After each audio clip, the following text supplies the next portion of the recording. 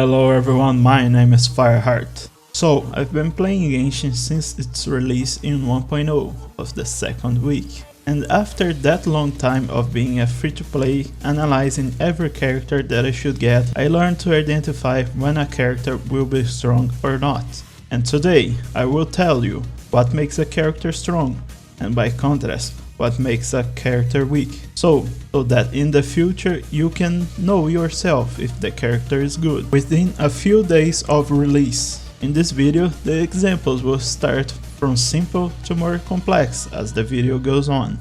The first thing to analyze is the character's element. If you stop to think about some characters for a moment, think of the cryo characters. We have 10 of them, and at least 5 are A tier at least. Those being Diana, Eula, Shenhe, and the two most powerful main DPSs in the game, Ganyu and Ayaka. So having a good elemental alignment is the first indicator of a character's power. For every character there are optimal genes and playstyles available for them.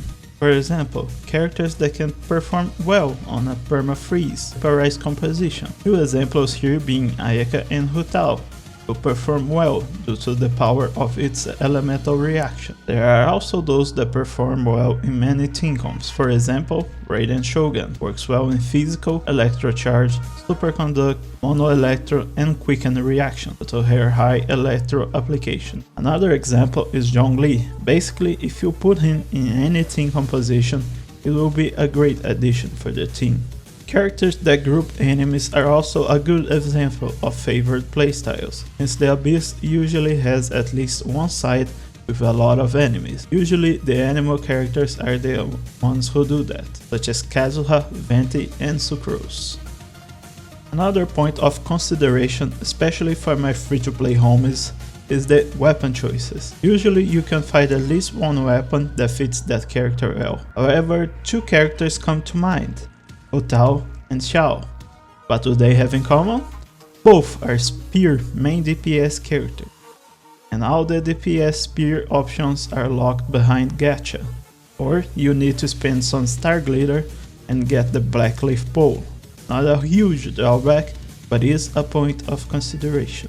Artifacts are also a factor, but so far every character has had something that they can make them perform at a competitive level, although some, such as the Viridescent Venerer, are considered to be a bit more powerful.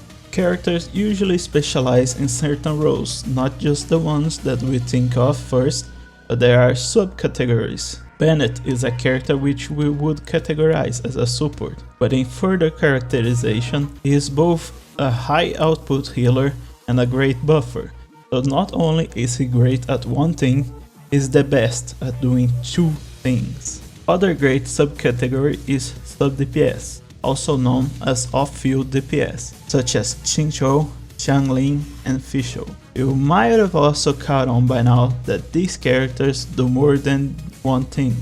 These three are also known as elemental applicators, since they apply many instances of their element into the enemy, which allow a great number of elemental reactions to take place. So to be a cut above, a character needs to either be the best at doing something or being great at doing two or more things. Talent multipliers are something that you can look at and raise an eyebrow just by looking at the numbers, if you are good at it. In our example, we will again use the S tier character Ayaka. Although her normal attacks and elemental skill might not seem that powerful, just taking a look at her elemental burst, you can see the true monstrous damage that she is capable of dishing out. With a 202.14% multiplier at level 10, her burst hits for a maximum of 20 times in 5 seconds.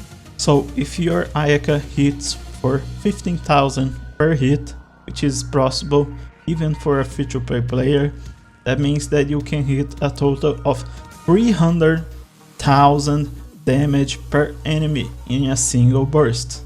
If you catch 4 enemies in that burst, you can do a combined 1.2 million damage dealt overall. That is insane. By the way, if you enjoyed this video so far, it's a sign that you liked the video. Be sure to leave a like down below and subscribe to see more videos like this in the future. Now for the part that might make or break a character. The things that the game doesn't tell you.